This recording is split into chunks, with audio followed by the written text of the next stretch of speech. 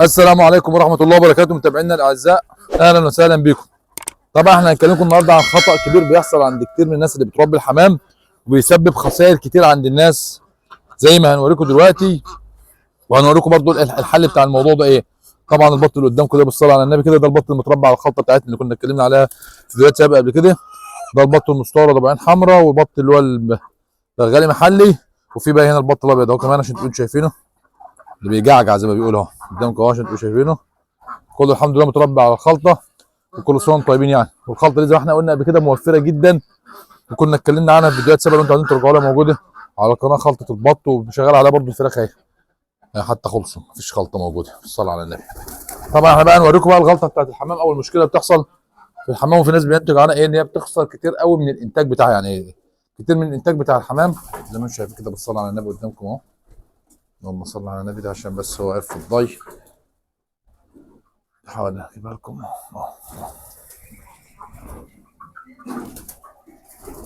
الصلاة على النبي. طبعا المشكله دلوقتي احنا هنوريكم بقى المكان اهو، عشان بس افتح لكم الصلاة على النبي اهو. ده برضه شغل الخلطه يعني. البيض اللي قدامكم ده بيض بلدي يعني. الصلاة على النبي يعني. سمعونا الصلاة على النبي يا جماعه، بس الحاجه هتزعل. بسم الله الرحمن الرحيم، اللهم صل على النبي، اللهم صل على النبي. برضه الخلطه هنا اهي زي ما انتم شايفين الحمام. اللهم صل على النبي. مش عارف بقى الضي كده باين قدامكم ولا لا، بس هتبص هنلاقي عندك ده 1 2 3 زي ما بيقولوا ايه، 3 بياتات للحمام. انا هحاول اوريهم لكم بس عشان تقولوا انا هتضيع، بس يعني بالراحه بالراحه بالراحه.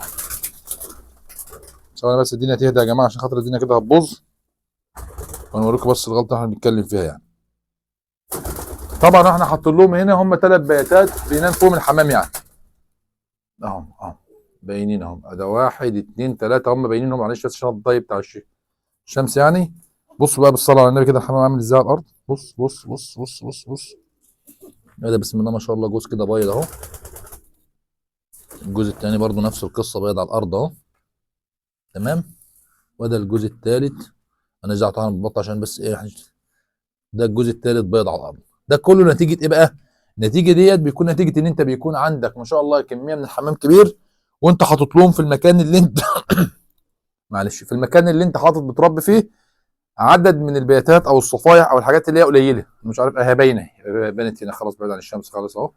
هم 1 2 3 زي ما انتم شايفينهم. هم دول 3، والثلاثه باذن الله يعني فيهم ايه، كل حاجه فيها جوز بايت. فالعدد اللي هو موجود هنا قليل بالنسبه لعدد اللي جواز، او بالنسبه للحمام اللي موجود في الاوضه دي. الحمام اللي بيبات في الاوضه دي عدده قليل.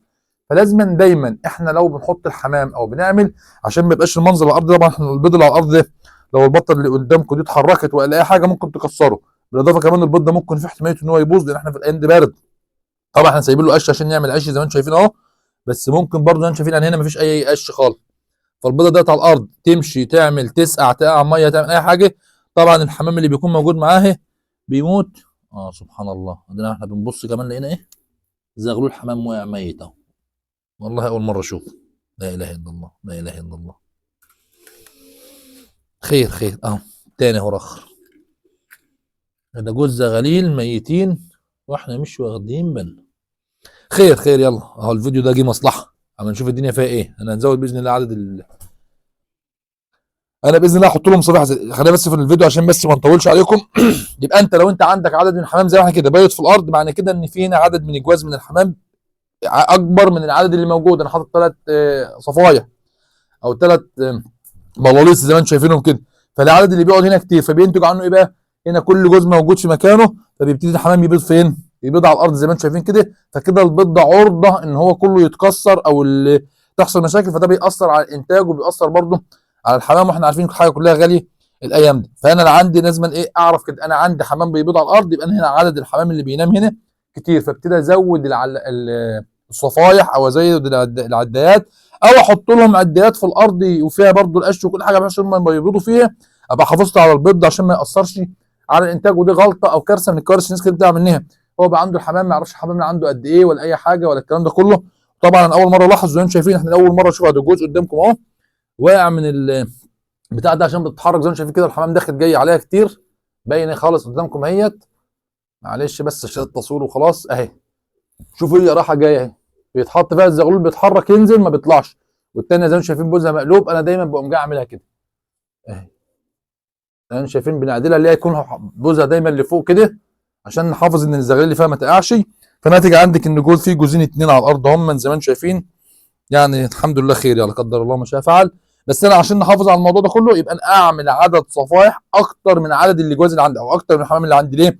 لان الطبيعي او الناس في المجمل تقول لك ايه، خلي عندك لكل جوز صفيحتين اتنين بحيث ان هو يبيض هنا كبر وابتدى هو بيحضن زي ما هو انت عارفين الحمام ملازمات عش يعني، فبيبقى يحضن الزغاليل. ممكن تعدي الناحيه الثانيه تبيض في المكان الثاني او تلاقي مكان تبيض فيه بدل ما تبيض على الارض او تبيض في اي حاجه، وده كله بيسبب فقد في الانتاج.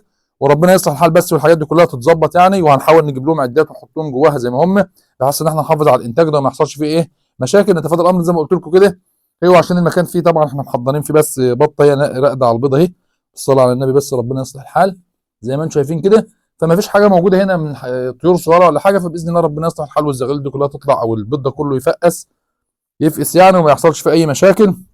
وربنا يصلح حال الجميع. فلو احنا عندنا حمام وحسينا ان في حمام بيبيت في الارض يبقى اعرف ان العدد اللي بيبات في الاوضه دي او في المكان ده، لان هو شغالين في المكان كله، العدد اللي بيخش الاوضه دي بيبات فيه كتير، فبيضطر ان انت تزود هنا ايه، لازم تزود الصفايح وتزود الحاجات دي عشان تتفادى ان الحمام يبيض على الارض زي ما انتم شايفين كده.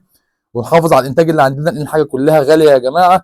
حاولوا على قد ما تقدروا تحافظوا على الانتاج. وطبعا اول مره اخد بالي من الحصل ده كله بس خير. يلا احنا قلنا نعمل لحضراتكم الفيديو ده يعني ايه اخد بالي الناس من القصه دي، لان الحاجه دلوقتي كلها بقت غاليه زي ما احنا عارفين وعاوزين نحافظ على الحاجه اللي عندنا كلها. يبقى نتفادى الامر ده بزياده عدد الصفائح اللي بتبقى موجوده عشان خاطر الحمام بيبقى ليه اكتر من مكان يبيض فيه. وكمان احنا عاوزين نزود المجاسم المقصود بقى اللي هو الخشب اللي زي اللي قدامكم ده كده اهو، زي ده كده. ده اللي احنا عارفين كلنا ان الحمام بيبات على حاجات زي دي كده. ده اهو قدامكم وراه اخر، ده لازم يزيد في المكان عشان الحمام يلاقي مكان ايه يقف فيه او ينام فيه. لان طبعا ما فيش فيه كتير، كان المكان ده كله فيه حاجات كتير والله، بس الواحد بقاله فتره ما بيطلعش هنا يعني. بس خير يلا قدر الله ما شاء فعل. وباذن الله الدنيا تبقى تمام. يا ريت بس الناس كلها تاخد بالها من اللي احنا قلنا عليه عشان نحافظ على الانتاج اللي عندنا والدنيا كلها تبقى تمام. ولو عجبكم الفيديو هنعمل لايك وشير على الفيسبوك وتابعونا على قناه تربيه الطيور مع الحواوشي على اليوتيوب. والسلام عليكم ورحمه الله وبركاته.